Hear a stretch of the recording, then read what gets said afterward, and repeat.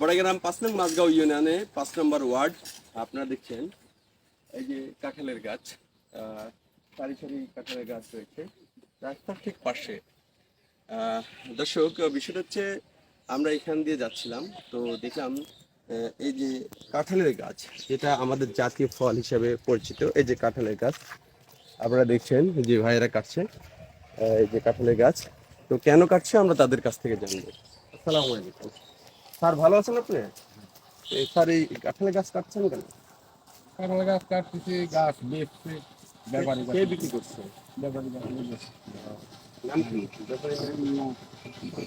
আসসালামু আলাইকুম, ভালো আছেন স্যার? আপনি কাঁঠালের গাছ কাটছেন কেন? আপনি লাগাচ্ছেন, ঠিক আছে, আপনি লাগিয়েছেন, ঠিক আছে, আপনি ঘুরে গেছেন গাছ।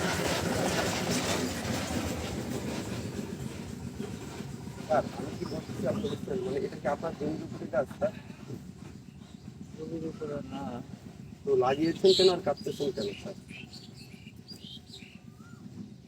বলেন, কোনো জবাব আছে স্যার আপনার? কিন্তু এটা কি ঠিক হয়েছে কিনা খালি এতটুকু বলবেন। এখন আপনি যদি করেন ঠিক হয় না, আমি কি বলবো, আমি তো বলার কিছু না। আপনি যদি বলেন যে ঠিক হচ্ছে না তাহলে ঠিক আছে, আর যদি বলেন যে ঠিক হয়েছে তাহলে ঠিক আছে। আপনার বলেন। আপনি যেটা নিয়ম আপনি বলেন যে এটা নিয়ম ঠিক আছে, আপনি আমার মুরব্বী দুজন, ঠিক আছে স্যার, তো আপনি যেটা বলবেন সেটা। কত টাকা দিয়ে বিক্রি করছেন?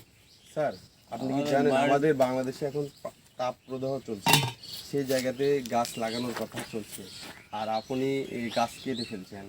এই বিষয়টা একটু যুক্তিগত কোনো ব্যাখ্যা আছে আপনার কাছে?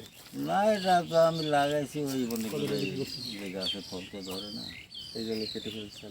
গাছ কত টাকা বিক্রি করতেছেন? গাছে 5টা 2,000 টাকা। কোন 5টা? ওই আমার বাড়ির ভিতরে 3টা দিয়ে। 3টার এইখানে 2টা, 5টা 2,000 টাকা। তো তাহলে 2,000 টাকা না হলেও কিন্তু আপনি চলতো মনে হয়। রাস্তার পাশে, রাস্তার মানুষ ছায়া ছায়া থাকতো, অনেক সুন্দর মানুষ চলাচল করতে পারতো, ঠিক আছে না? এখন আপনার যা ভালো হয় তাই। স্যার, আপনি যদি বলেন যে গাছগুলো যেভাবে আছে এভাবে থাকবে তাহলে আমি চলে যাবো স্যার। আচ্ছা থাক। হ্যাঁ, আপনি বলতেছেন এই গাছগুলো কাটবেন না? না, ঠিক আছে, ঠিক আছে।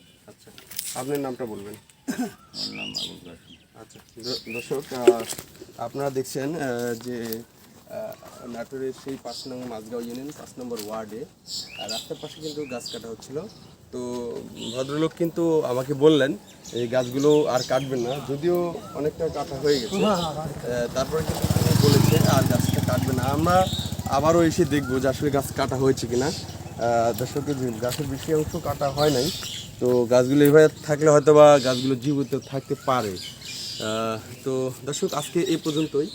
আমি নাটোর থেকে মোহাম্মদ মাহবুব হোসেন, নাটোর নিউজ।